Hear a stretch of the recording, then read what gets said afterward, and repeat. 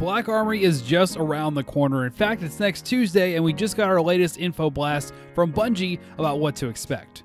As most of you already know, we're getting a brand new raid, yes, a full raid, not a raid lair, in this DLC called Scourge of the Past. It is going to take place in the last city, and it is going to drop at Friday, December 7th at 9 a.m. Pacific time, which, if you're on the eastern side, that's going to be 10, 11, noon your time. So noon Eastern, 9 a.m. Pacific, and the recommended power is 640 power.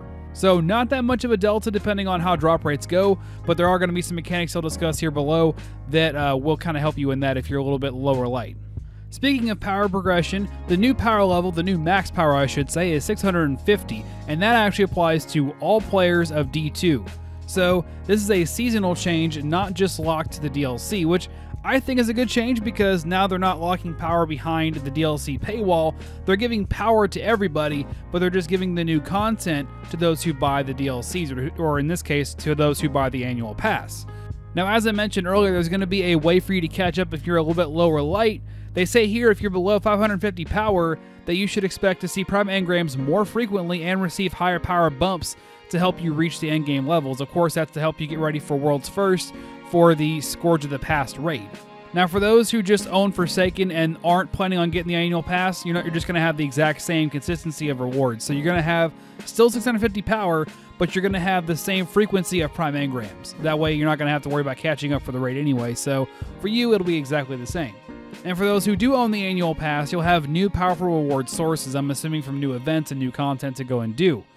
Next up, let's get into the Veterans of the Hunt bundle, aka the Veterans Pack. For those of us who remember the Taken King in D1, we had a similar Veterans Pack, and it came with a emblem, a shader, and some other goodies as well. This one is kind of the same. It's got a unique Black Tiger emblem. It's got a what looks to be the same old Black Tiger shader. It has a coin flip emote and a knife trick emote, which I do actually want to go out and get, and it has some consumables to go with it. Now, this was originally planned for the day of the launch of Black Armory, but they had some bugs or they had some issues that made them put it off until the 18th, so basically just like another update, which is fine. It's not that much further ahead, so we're going to still get it. It's going to be about 2 weeks after the original release of Black Armory, so not that much longer, but long enough for us to notice. Next up, and also very important, is the maintenance schedule for Black Armory. There's going to be some maintenance that day, and like I kind of presumed before on the last update, there was going to be kind of another update slash patch to give us the rest of Black Armory, which I was correct. It's going to start at 8:30 a.m. PST, which is Pacific time, and that's going to be when it begins, and only the Bungie.net and API are going to be taken offline. However, at 8:45, D2 itself will be offline, and all players will be returned to the title screen. Then at 9 a.m. PST, which is reset time, normal reset time, so it's going to be about noon Eastern. So noon Eastern, 9 a.m. Pacific is when maintenance is expected to conclude, and presumably when we're going to be able to download and play Black Armory. So you can download it and play it at 9 a.m. or noon if you're on Eastern time. And 9:15 is when all the Bungie.net and API features should be expected to resume, which means that everything should be back up and running after that. Along with this maintenance schedule, they get into some of the more well-known issues here, like the Morgoth issue, the Morgoth bug, I should say.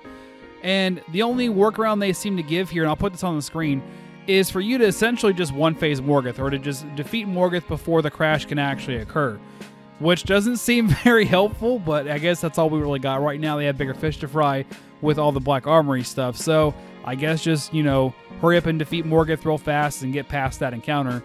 The next well-known issue here is what they're calling the Subverted Spire, which is the Inverted Spire bug.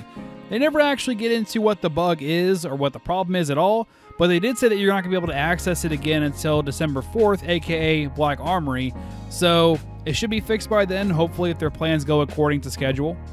And of course, there are always more known issues than that. I'll put the other ones that are a little bit less important on the screen, some of which do include the annual pass stuff. So if you want to go ahead and read up on that, they're on the screen here, and a link to the TWAB will be in the description below as well. Take care, everybody. I'll see you guys in the morning for Xur.